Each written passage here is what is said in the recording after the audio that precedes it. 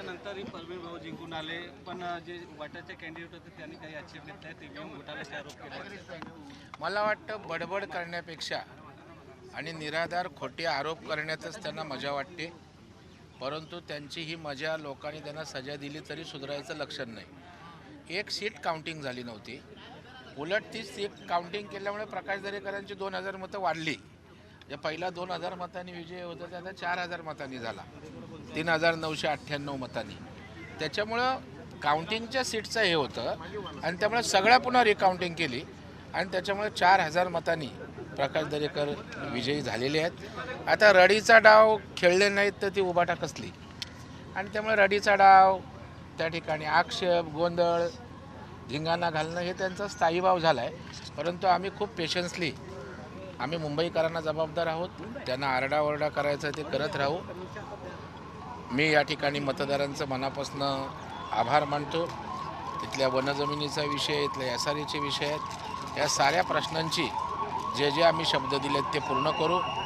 मी या निमित्तानं राज्याचे मुख्यमंत्री उपमुख्यमंत्री यांना धन्यवाद देईन. त्यांच्या विकास कामाला लोकांनी मत दिलं आहे, त्यांनी जो विश्वास दिला त्याला मत दिलेलं आहे. या ठिकाणी स्थानिक नगरसेवक बाळकृष्ण ब्रीद होते, शिवसेनेचे शाखाप्रमुख प्रकाश पुजारी होते, आमच्या BJPचे निकेश तळेकर, सागर भालगदे, त्याचबरोबर रमेश आंबुरे, रमेश गायकवाड, या सगळ्या आमच्या महायुतीच्या घटक पक्षांनी एक दिलानं एक जीवानं काम केलं आणि त्यामुळेच प्रचंड अशा प्रकारचं यश इथल्या तीन नंबर प्रभागातील जनतेनं दिलं आहे. मी त्यांना लाख लाख धन्यवाद देतो, त्यांना मनापासून अभिवादन करतो. पण त्यांचं असं म्हणणं आहे की काँग्रेसच्या मतं गेलं कुठे, काँग्रेसच्या मतं रात्री फिरले काय, कसं काय? अवॉर्ड क्रमांक 3 तुम्ही लोक पण मला आश्चर्य वाटतं मीडियाचं, त्यांनी काय बोललं आणि काय. काँग्रेसची मिटं शोधा, पोलीस कमिशनरला जाऊन तक्रार द्या. तुम्ही नको ते बेसलेस प्रश्न त्यांचे घेऊन तेच करताय. आता मुंबईकरांसाठी काय करणार विचारा, तुमचं मुंबईचं व्हिजन काय विचारा. हे अशाच रडत राव आहेत, सगळे रडत राव आहेत, रडण्यापलीकडे काही करणार नाही आहेत. आणि आता तेच बॉम्बा मारत फिरणार, म्हणजे त्यांना पराभव मागेच दिसला होता 2 दिवसापूर्वी, म्हणून त्याने ती कॅसेट चालू केली होती काल परवापासून, ती आता वाजवत आहे, त्याच्या पलीकडे काय नाही. तुम्ही म्हणालात की 2000 मतांचं जरी रिकाउंटिंग करून जरी तुमची मतं वाढली, पण कुठेतरी गोंधळ आहेच ना. म्हणजे गोंधळ नाही, त्यांची एक सीट राहिली होती 3 नंबरच्या ऐवजी, काय गोंधळ काउंटिंगमध्ये काहीच नव्हता. उलट ती सीट राहिल्यामुळे आमचंही नुकसान होत होतं. आम्हीच आक्षेप घेतला असता, परंतु त्यांनी घेतला आणि लोकशाहीमध्ये आक्षेप घ्यायचा अधिकार आहे. त्यांनी आक्षेपाचं त्या ठिकाणी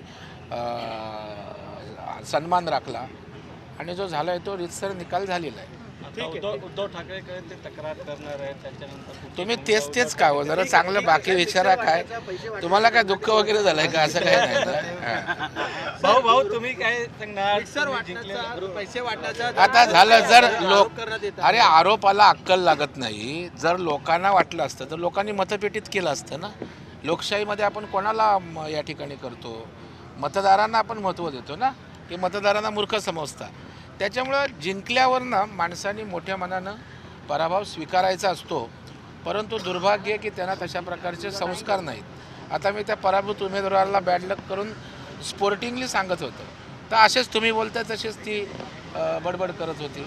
आता तुम्ही तोच विषय पुढे घेऊन चाललात. म्हणजे मला वाटतं की जो लोकशाहीत मतदारांनी दिलेला कौल हा तुम्ही मी सगळ्यांनी स्वीकारला पाहिजे आणि निराधार आरोप करायला काही अक्कल लागत नाही. मी उद्या काही बोलू शकतो, परंतु जिंकला तो आपण स्वीकारलं पाहिजे.